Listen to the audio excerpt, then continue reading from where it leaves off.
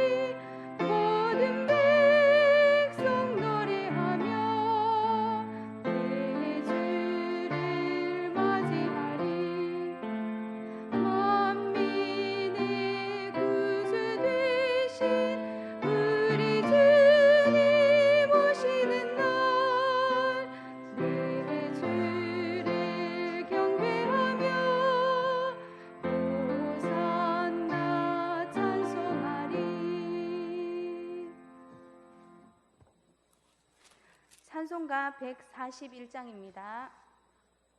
찬송가 141장 드리겠습니다.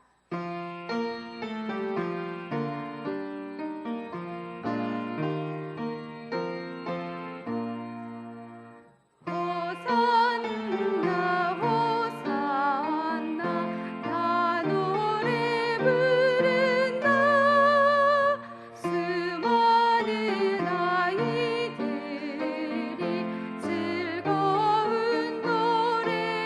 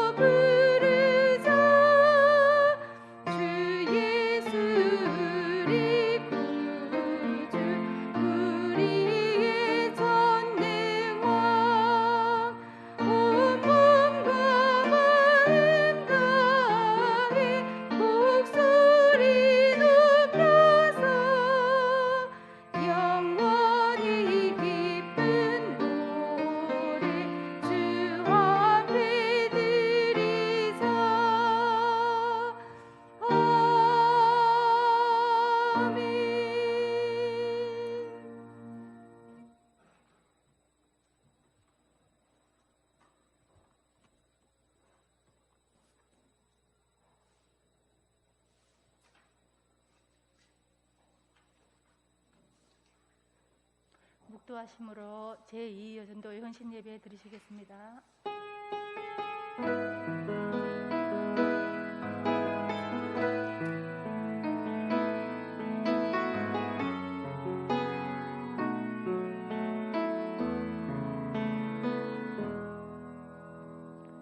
찬송가 218장 하시겠습니다.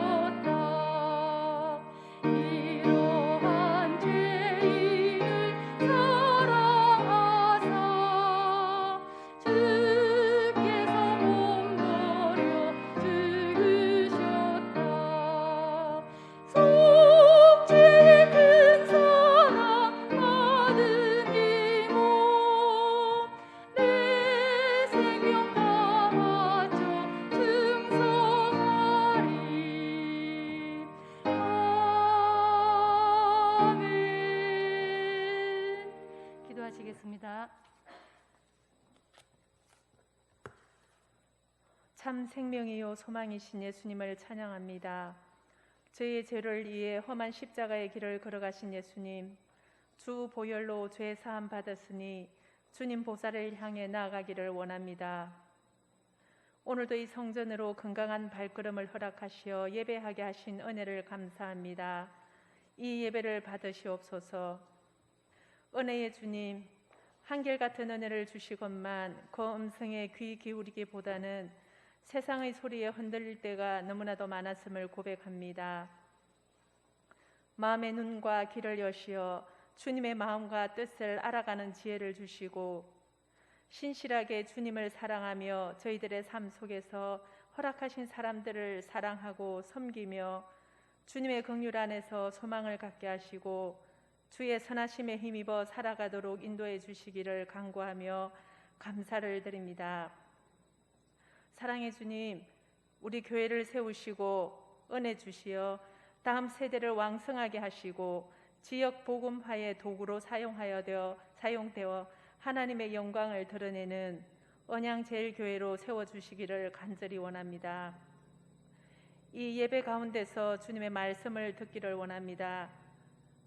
정한 마음과 정직한 영을 새롭게 하시고 주님의 말씀에 순종하며 여호와를 의지하는 복된 이 여전도의 회원들과 성도님들 되게 하여 주실 줄 믿고 감사를 드리며 목사님께도 영력, 지력, 체력에 강건케 하여 주옵소서.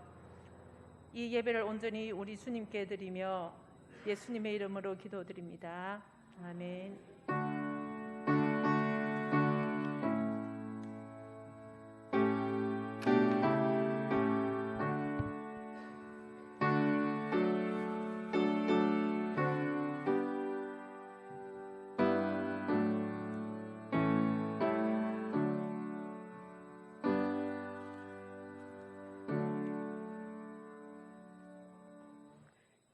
성경 말씀 누가복음 8장 2절에서 3절까지 또 24장 10절 보시겠습니다.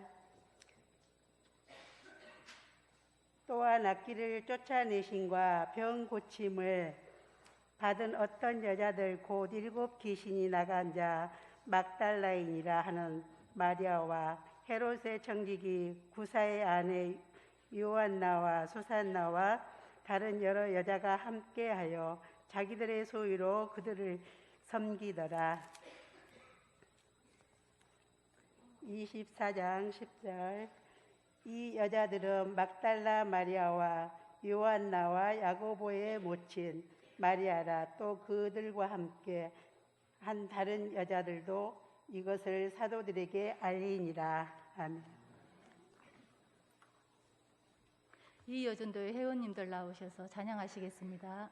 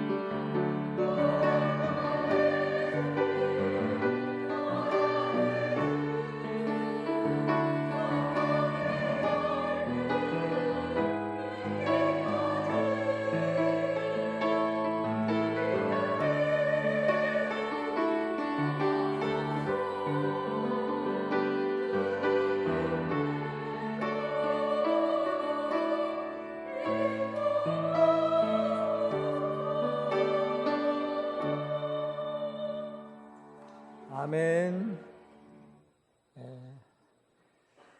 많이 나와서 찬양하니까 목소리도 크지만은 또 하나님 앞에 올려지는 그 감사가 또 남다른 것 같습니다. 고맙습니다. 코로나 기간 동안에 헌신 예배를 함께 하지 못했다가 이렇게 조금씩 기회 봤을 때 조금씩 하나님 앞에 헌신하고 있습니다. 그래도 틈날 때 하나님 앞에 헌신하는 그 마음이 시간이 넉넉할 때보다도 훨씬 더 마음이 더 깊고 또 헌신하고자 하는 마음이 또 마음속 깊은 곳에서 우러나오는 헌신인 것 같아요. 그래서 오히려 하나님 앞에 드리는 것이 환경적으로는 어려운데 드려지는 마음은 더 큰 것이 아닌가, 저는 그래 봅니다. 사람만이 희망이다라는 책에서 여자에 대해서 이렇게 설명을 해요. 여자가 남자보다 왜 키가 작은가? 대체로 그렇잖아요. 우리 집사람하고 제하고 딱 서 있으면 옆으로는 우리 집사람이 크지만 위로는 제가 큽니다. 왜 남자가 여자보다도 키가 큰가? 그것은 여자는 생명을 낳고 생명을 기르기 때문에 키가 작다는 거예요. 아이들 키우려고, 젖을 먹이려고 하면 허리를 숙이고 아이들에게 맞춰야 되잖아요. 키가 뻘쭘하게 크고 자기가 늘여놓으면 아이들이 자라질 못해요. 그러니까 생명을 나눠주고 생명을 살리기 위해서 키가 작다는 거죠. 결국은 사람을 살리고 사람을 살리는 일, 살림하는 여자, 이런 일들은 다 생명에 관계된 것은 여자가 맡은 거예요. 인류가 사실은 이렇게까지 생존해 있고 잘 사는 것은 여자 덕분입니다. 남자들은 모이면 싸워요. 누가 더 많이 가지려고 하고, 누가 더 높이 가지려고 하고, 누가 더 많은 것을 가지려고 하고, 이게 남자들의 속성이거든요. 근데 여자들은 품어주고 안아주고 생명을 나눠주고, 그래서 살림이 되고 살아갈 수 있는 터전이 마련되는 거죠. 여성들의 가지고 있는 하나님께서 주신 좋은 품성이에요. 오늘 예수님 당시에 오늘 본문에 나온 이 여인들, 예수님의 제자들이라고 불리는 여인들이에요. 남자 제자들은 떳떳하게 이름을 다 내세우고 베드로, 안드레, 요한, 빌립, 도마, 자기 이름이 누군지 또 별명이 뭔지 또 어떤 일을 했는지 당당하게 자기 제자의 이름을 밝히지만 공간복음서, 사복음서나 요한복음, 사실은 여자 제자들에 대해서는 이름을 많이 밝히질 않아요.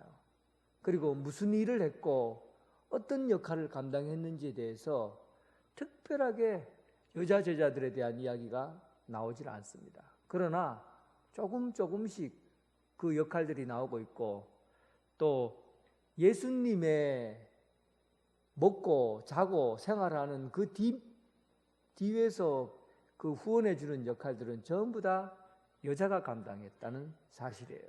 그래서 여자 제자들의 그 일들은 겉으로 드러나지는 않지만 예수님의 사역을 감당할 수 있는 그 일들을 묵묵히 보이지 않는 곳에서 해온 아주 중요한 사람들이 바로 여자 제자들이었다 말할 수 있습니다. 그런데 사회적인 상황은 굉장히 어려웠어요. 예수님 당시에 여자들은 그냥 여자로 태어난 것 자체가 차별 그 자체예요. 로마에서는 여자 이름이 쓰레기라는 이름이 많다고 그랬잖아요. 왜 여자가 쓰레기라는 이름이 많습니까? 남자가 태어나면은 그 아들의 이름을 법으로 올리고 아들 낳았다 하고 잔치를 벌이고 난리가 나는데, 여자가 나오면은 버린대요. 많은 사람들이 남자는 낳으면은 호적에 올리고, 그리고 잔치를 벌이지 마. 여자가 나오면 버린다고. 버려서 사용되는 여자 이름을 쓰레기라는 이름으로 부르는 거죠. 그래서 그때 당시에 여자 이름 중에서 쓰레기라는 이름이 많았어요. 사회적으로 여자들은 그냥 태어난 것 자체가 차별이었어요. 교회에서도 오직했으면 교회에서도 여자가 수건을 쓰느냐, 수건을 쓰지 마느냐, 얼굴을 가려야 되느냐 이 문제를 가지고 교회에서 분쟁이 일어났잖아요. 고린도 교회에서. 아니 무슨 교회에 예수 믿게 되고 자유를 얻게 되고 종이나 노인이나 여자나 모든 사람이 예수 그리스도 안에서 하나인데 교회에서까지 이거 뭐 얼굴에 뭐 쓰라고 하느냐? 아니 우리는 안 쓴다. 써야 된다 하고 막 논쟁이 일어났어요.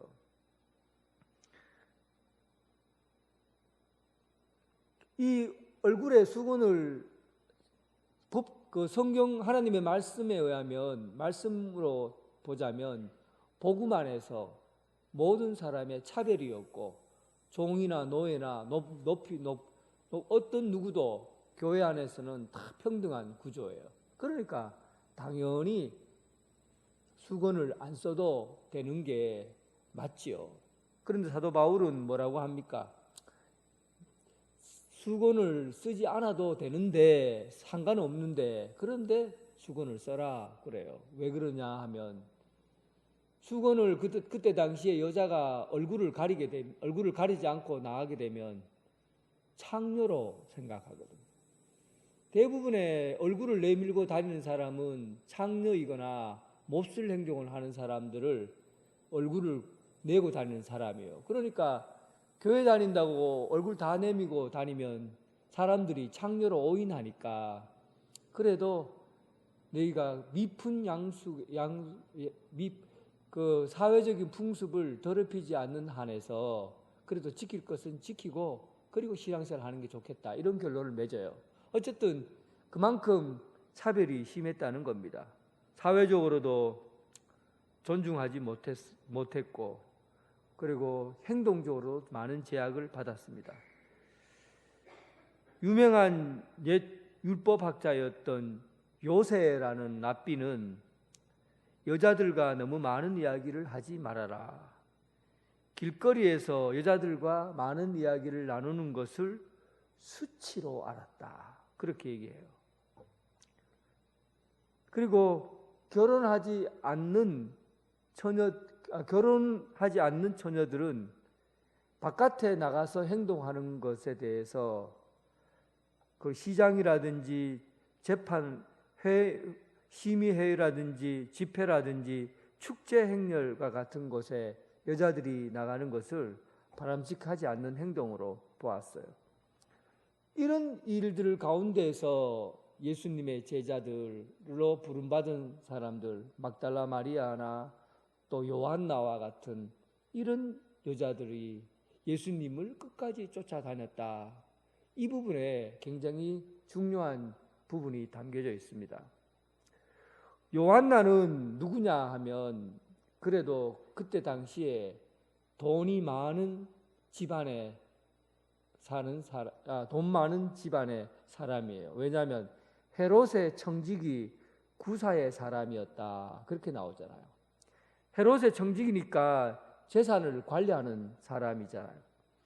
재산을 관리하는 사람은 막 그때 당시에 세금을 걷어들이는 세리들이 있고 그리고 헤롯이라는 그 정치적인 사람들이 돈을 걷어들이잖아요. 그때 얼마나 부정이 그때 심했겠어요. 자기들이 일부 걷어들이고 나머지 로마에 올리고는 자기들이 다 착복하는 거예요. 그러니까 헤롯과 관계된 사람들은 다 잘 산다고 볼 수 있어요. 어마어마한 부자들이죠. 그러니까 헤롯의 청직이 구사의 아내니까 이 여자는 요한나는 그래도 부유하게 사회적으로 볼 때는 상위 계층에 있는 여자라고 볼 수 있습니다. 이런 여인이었기 때문에 그런 부족함 없이 살았다 말할 수 있어요. 그런데 요한나는 오늘 보면 예수님의 제자로 나옵니다. 뿐만 아니라 요한나는 예수님의 제자이면서 마지막 예수님께서 십자가에 못 박혀 죽으시고 오늘 본문에 있는 향유를 가지고 예수님의 무덤까지 끝까지 쫓아간 여인 중에 한 사람이에요.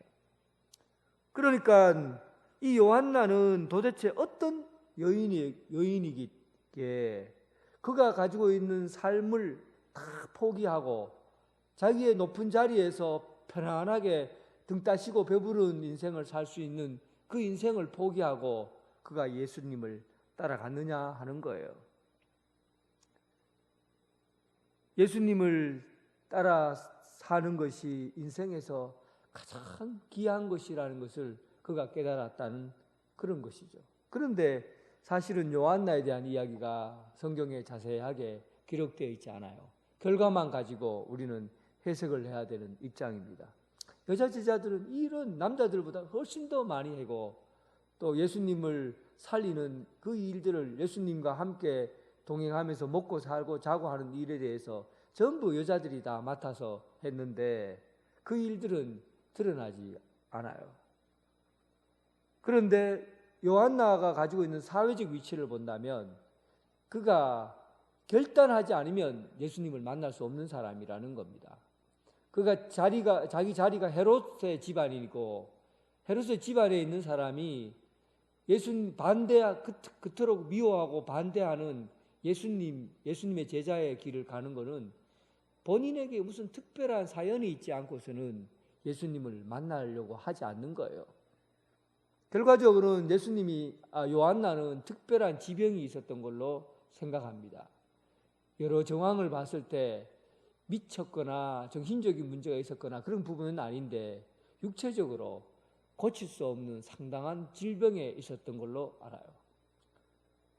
그러니까 이렇게 저렇게 살 길이 없으니까 그가 헤롯의 집안이라는 것을 버리고 오직 예수님을 만나야만이 살 길이 생긴다라고 생각하고는 끝까지 예수님을 쫓아서 그리고 예수님을 만났고 그리고 그의 병이 고쳐지게 된 것이죠. 그리고는 평생에 자기 인생을 다 포기하고 예수님을 따르기로 결정하고 여자 제자로서의 삶을 살아가게 됩니다. 요한나는 자신의 결정적인 운명을 선택할 때 예수님을 선택하지 않았다면, 가만히 머물러 있었다면 그는 병든 상태로 병원에서 홀로 죽어갔을 것이고 쓸쓸히 손 한 번 대보지 못하고 외로운 인생을 살다가 죽음을 맞이하게 될 것입니다. 그러나 그는 갈릴리에서 활동하고 있는 예수님을 만나기 위해서 본인이 의도적으로 예수님을 만나기 위해서 찾아갔고 또 예수님을 만남으로 인해서 그의 인생이 완전히 새로운 삶으로 변화되었다는 것을 알 수가 있습니다. 여러분, 우리에게 있어서 가장 귀하고 복된 인생이 어떤 것일까요? 여러분 인생에 가장 소중한 시간이 있다면 어떤 걸까요? 아마 구사의 아내 요한나는 찬송을 불렀으면 이런 노래를 불렀을 거라고 생각합니다. 주 예수보다 더 귀한 것은 없네. 이 세상 명예와 바꿀 수 없네. 명예와 물질과 그 어떤 것과도 바꿀 수 없는 예수 그리스도. 예수님을 만남으로 인해서 그의 인생의 운명이 바뀌어졌고 그리고 예수님을 만남으로 인해서 그의 삶이 생명을 살리는 제자로서의 삶을 살아가게 된 겁니다. 여러분, 사랑하는 이 여전도의 성도 여러분, 요한나처럼 생명을 살리는 여전도에 예수님을 끝까지 따라다니는 제자로서의 삶을 선택하는 여러분 되시길 주님의 이름으로 축원합니다. 여자는 살림의 여왕이에요. 살림. 제가 설교 시간에 살림에 관해서 여러 차례 얘기를 했는데 교회는 살리는 곳이에요. 생명을 살리는 곳, 그 교회예요. 그러니까 사실은 여자가 가지고 있는 그 그 품성이나 또 성향은 사실은 교회와 잘 맞는 거예요. 예수님께서도 살리시는 분이잖아요.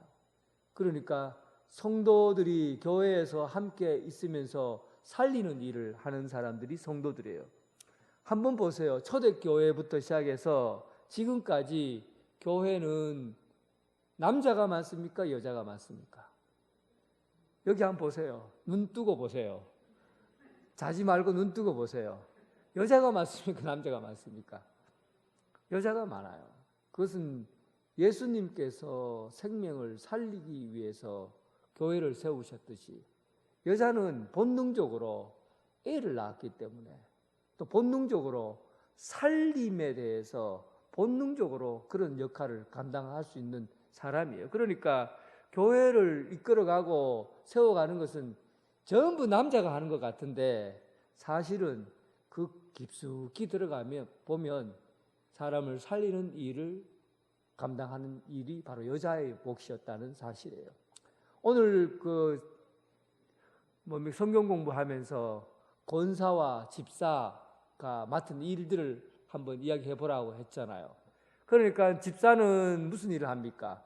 교회에 맡은 구제 그리고 여러 가지 이제 재산싸움 문제 여러 가지 일들에 대해서 함께 의논하고 나누는 일 이런 일들은 안수 집사가 같이 집사로서의 직무를 맡은 사람이 일을 합니다.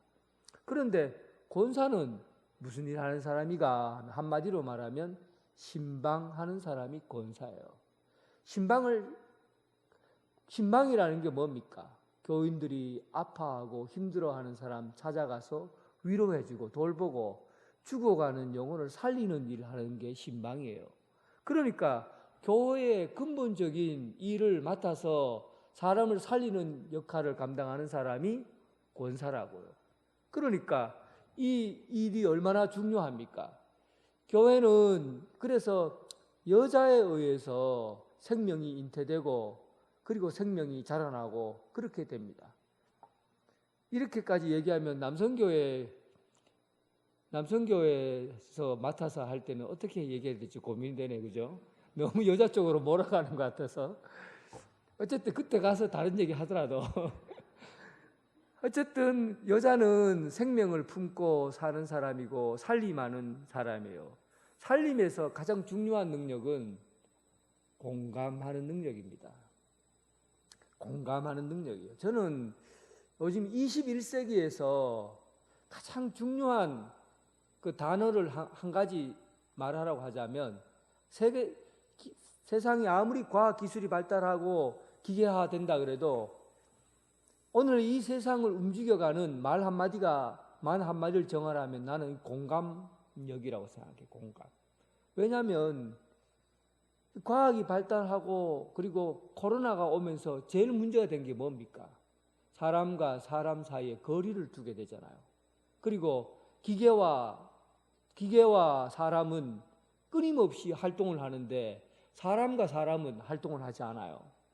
우리는 모든 걸 기계를 통해서 사람을 만나요. 이러니까 이 세상을 움직여가는 공감하는 능력이 다 사라져가는 거예요. 그런데 여자는 주님으로부터 받은 우리의 이 능력은 사람과 사람을 살리는 공감하는 능력을 타고났거든요. 그러니까 옛날 그 민들레 영토라는 카페가 있어요. 그 지숙용 사장이라고 그분은 우리 장신대 선배인데 나중에 목회를 안 하고 민들레 영토라는 아주 세계적인 카페를 만들었어요. 그런데 그 카페에서 모토가 뭐냐면 그 모토가 어머니처럼 어머니와 같은 그 어머니와 같은 카페를 만드는 게 그의 소원이에요. 그러니까 어머니는 어떤 일을 합니까? 아이들에게 집에 오면은 밥 한 숟갈 먹이고 나서 한 숟갈 더 먹어라. 자꾸 더 먹어라 그러잖아요. 그래서 엄마는 우리에게 더 주는 사람이다. 그리고 엄마는 아이들을 키울 때 사랑으로 그 아이들의 마음을 잘 이해하고 공감해내는 능력이 있기 때문에 어머니 같은 카페를 만들겠다. 그렇게 해서 거기 직원을 다 뽑을 때요. 직원 훈련시킬 때 그때 당시부터 지금도 그렇게 하는 게 많은데 커피를 가져오면은 무릎을 꿇고 주문을 받습니다. 그리고 눈높이를 이렇게 커피를 전달해 준 사람이 눈높이를 위에서 이렇게 밑으로 보는 게 아니라 주문하는 사람이 위에서 밑으로 보는 게 아니라 무릎을 딱 꿇어서 눈높이를 딱 맞춰요. 그리고는 그 사람이 원하는 것들을 주문받아요. 기분이 얼마나 좋은지 모릅니다. 사람이 위에서 내려보듯이 뭐 드실래요? 이렇게 얘기하는 거하고 딱 눈높이를 딱 낮추어서 그 사람하고 같이 이야기하는 거하고는 받는 감정이 다릅니다. 그것은 내가 상대방의 마음을 받아들이고 이해한다는 거거든요. 이 공감의 능력이죠. 이런 일로 통해서 사람이 회복이 되는 거예요. 공감만 해줘도 사람이 사는 거예요. 위로를 받는 거예요. 그래서 여자의 역할은 이 공감의 능력이 크기 때문에 이 공감의 능력을 발휘해서 교회 성도들을 신방하고 위로해주고 하는 거죠. 저는 그래서 우리 성도들을 만나서 위로할 때 이런 얘기를 했어요. 여러분, 교회에서 권사들이 신방하라고 하면 신방 가서 이야기를 많이 하고 오면은 그 사람이 위로될 것 같습니까? 그렇지 않아요. 그냥 가서 손 한번 잡아주고 오면 돼요. 그리고 기도하면 하면 돼요. 손 딱 잡아주고 많이 힘들제? 많이 아프제? 내가 네 마음 잘 안다. 나도 많이 아팠다. 말 한마디만 해주면 돼요. 그 공감하는 거거든요. 그냥 공감만 해주면 그 사람의 인생의 아픈 부분이 치료가 되고 위로가 되는 겁니다. 예수님이 하신 일이 전부 다 이런 일이에요. 그런데 예수님의 제자인 요한나와 같은 이 사람들은 사람의 이야기를 들어주고 그리고 함께 아파해주고 함께 괴로움을 나누고 그러면서 사람을 살리는 일을 해왔던 거예요. 그리고 마지막으로 누가복음 24장 1절부터 이 여자들이 한 일을 보면 갈릴리에서 온 여자들과 그리고 요한 마리다와 마리아와 같은 이들이 함께 모여서 밤에 밤새도록 향품을 준비해서 한 사람은 예수님을 어디에 묻었는지 밤새도록 그 무덤의 현장을 보는 사람이 있고 또 거기 전에 모여서 향품을 다 일일이 준비해서 예수님 몸에다가 시체에다 발라줄 향품을 준비하는 여자들이 있고 이렇게 해서 그 여자 요한나를 비롯해서 막달라 마리아와 여자들이 미리 함께 모여서 준비를 했다는 겁니다. 그러니까 신앙생활에 있어서 이 여자 제자들의 가장 큰 능력은 자기가 맡은 일들을 가지고 함께 나눔으로 생명을 이루어가는 거예요. 함께 자기가 가지고 있는 것을 함께 나눔으로 생명을 키워가는 것이죠. 오늘 동영상 한번 참 짧은 건데 한번 보겠습니다. 펭귄의 허들링이라고 한번 잠깐 보시면 좋을 것 같아요. 잠깐 보세요. 예. 불을 꺼야 보일 것 같은데 안 보이는 것 같아요. 잠깐만 불 꺼 보세요. 예. 소리도 좀 높여보시고. 예, 이제 보이겠네요. 한번 틀어주세요. 예. 허들링이란 황제 펭귄들이 한 곳에 모여 바람을 막아주며 서로의 체온을 나누는 방법이에요. 가로 1m, 세로 1m의 면적에 20마리 정도가 꼭 붙은 채 천천히 돌며 바깥쪽 펭귄의 체온이 떨어지면 안쪽 펭귄과 자리를 바꿔 전체가 체온을 유지해 나가요. 바람이 불어오는 반대쪽으로 고개를 숙이고 몸을 밀착하면 바깥쪽과 안쪽의 온도차는 약 10도 이상 난다고 해요. 예, 지금 펭귄이 영하 50도의 추위에서 저 안에 알을 품고 있거든요. 알을 품고 있고 바깥에 있는 이 펭귄들이 안쪽과 바깥을 안쪽에 있는 다 옆으로 이렇게 탁 몸을 밀착해 갖고 이렇게 옆으로 도는 거예요. 돌면서 바깥에 있는 사람은 점점 안으로 들어가고 안에 있는 사람은 점점 바깥으로 나오고 그렇게 해서 이걸 허들링이라고 하는데 추위를 막고 그리고 그 안에 있는 알을 부화시키는 일을 하는 거예요. 영하 50도에서 온도를 유지하고 생명을 낳는 이 일들을 펭귄들이 하고 있어요. 그래서 펭귄의 허들링이라고 아주 유명합니다. 이 일들을 교회가 하는 거예요. 우리는 생명을 보호하기 위해서, 교회 안에 생명을 키우기 위해서 함께 모여서 내가 바깥에 있는 바람을 내 등으로, 바깥에서 불어오는 거센 바람, 차가운 바람을 내 등으로 다 맞고, 그리고 내 혼자 감당하기 어려우니까 내가 살짝 자리를 비켜주면 옆에 사람이 또 그 바람을 맞고, 그리고 또 옆에 사람이 바람을 맞고, 그래서 고난과 아픔을 함께 나누는 거죠. 그러면서 생명을 따뜻하게 보호해주고 잉태하고, 그리고는 그 펭귄 이 종족이 그 유지해 나가는 그런 것.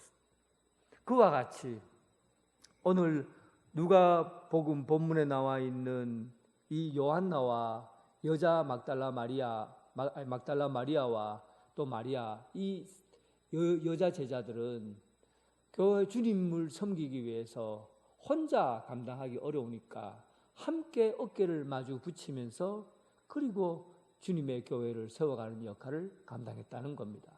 오늘 우리 교회는 여전도의 허들링으로 교회가 생명을 낳고 그리고 교회가 세워지길 바랍니다.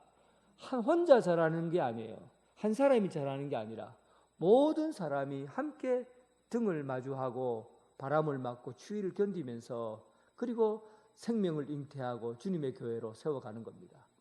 그 역할을 감당하는 제2 여전도회가 되길 주님의 이름으로 축원합니다. 하나님 아버지 감사합니다. 오늘 주님께서 우리를 제자로 부르시고 선택해 주셔서 차갑고 따가운 현장 가운데 죽어가는 생명을 살리게 하시고 또 복음을 세상에 전함으로 말미암아 예수 그리스도로 사람을 살리고 세우는 일을 하게 하심을 감사합니다. 혼자 일을 감당할 수 없기 때문에 모든 성도가 함께 어깨를 맞추고 그리고 추위와 싸우고 더위와 싸우고 그리고 온갖 고난과 힘든 일을 견디면서 생명을 잉태하는 함께 교회를 세워가는 중요한 사역을 감당하게 하여 주옵소서. 이 여전도회가 이런 일에 부름받았사오니 생명을 살리는 어머니처럼 그리고 세워지게 하시고 참다운 교회의 어머니로 기도하고 위로해 주는 역할을 감당하게 하여 주옵소서. 예수님 이름으로 기도드립니다. 아멘. 찬송가 51장 하시면서 봉헌하시겠습니다.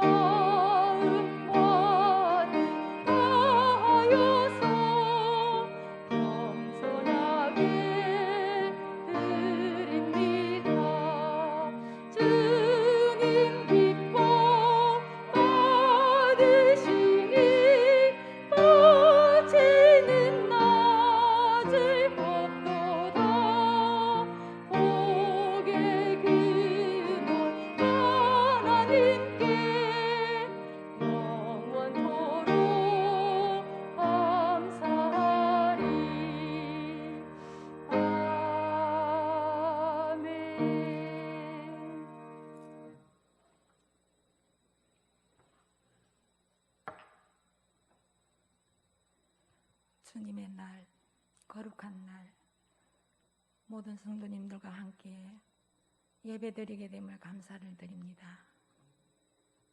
우리 교회를 사랑하시고 이 나라 민족을 사랑하시고 이 세상을 품으시는 하나님, 생명을 살리시고자 이 땅에 오셔서 또한 이 아버지여 작은 우리 언양제일교회를 사랑하셔서 남녀 성교회를 세워주시고 땅끝까지 복음 전하는데 조금이라도 기도와 물질로 후원할 수 있는 남녀 성교회를 세워주심을 감사를 드립니다.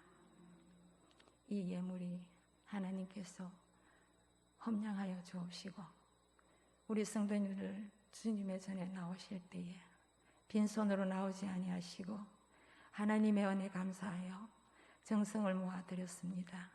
하나님, 가정마다 성도의 가정마다 일터마다 복을 주옵시고 어려움 없이 넉넉함으로 하나님께 드려지는 우리 성도님들 되게 하여 주옵소서. 이 예물이 하나님 기뻐하시는 곳에 쓰일 수 있도록 저희들에게 지혜를 주시고 하나님 아버지여 우리가 이 예물이 필요로 하는 곳에 마음껏 드릴 수 있도록 주님 인도하여 주옵소서. 하나님 감사합니다. 하나님께서 받으시는 예물인 줄 믿고 우리를 구원하시고자 십자가에 달리신 예수 그리스도의 이름으로 감사드리며 기도드리옵나이다. 아멘. 찬송가 458장 찬양하신 후에 목사님 강구와 축도로 유효전도의 헌신 예배를 마치겠습니다. 찬송가 458장입니다.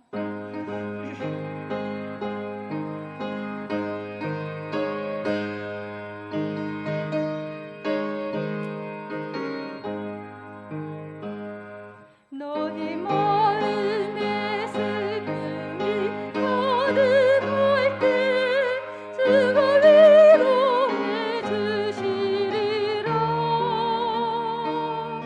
아침 해같이 빛나는 마음으로 너 십자가 지고 가는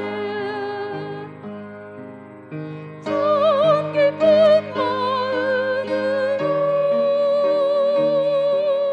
십자가 지고 가라.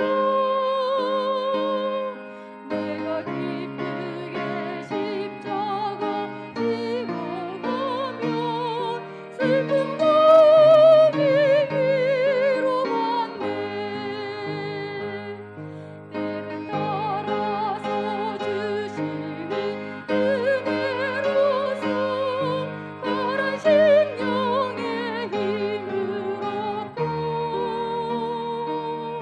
주가 연약한 말씀을 기억하고 너 십자가 지고 가라. 참 깊은 마음으로 십자가 지고 가라. 내가 기쁘게 십자가 지고 가면 슬픈 마음이 위로받네. 내가 맡은 일 성실히 행할 때에 주님 앞에서 상 받으리.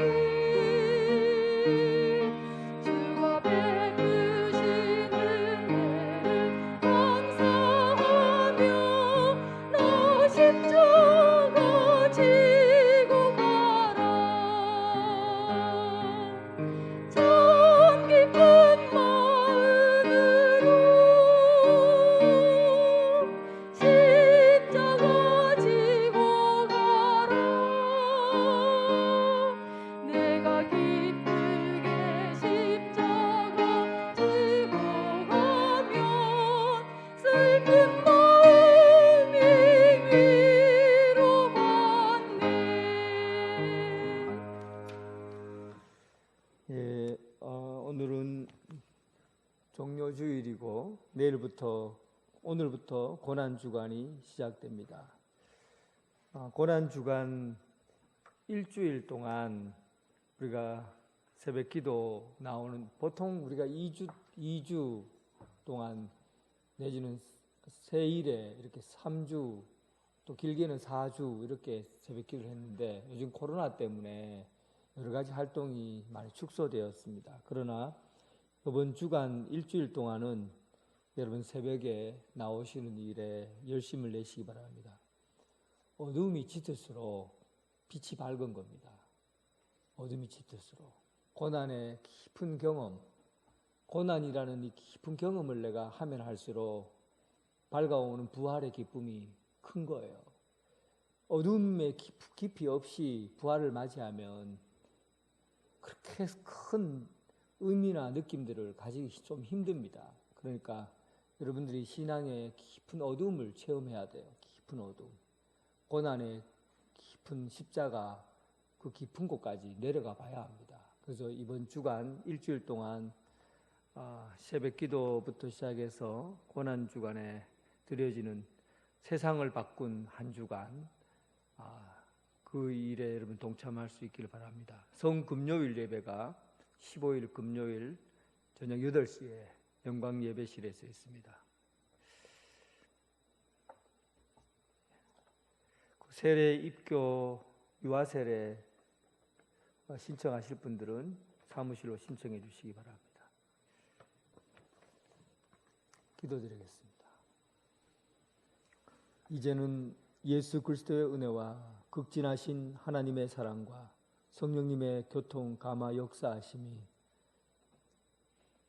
예수 그리스도의 제자로서 부름받고, 그리고 사람을 살리고 세우는 일을 감당하길 원하는 오늘 이 자리에 헌신을 다짐한 이 여전도회와 그리고 함께 참여한 성도들 위해 지금부터 영원토록 함께 하시기를 간절히 축원하옵나이다. 아멘.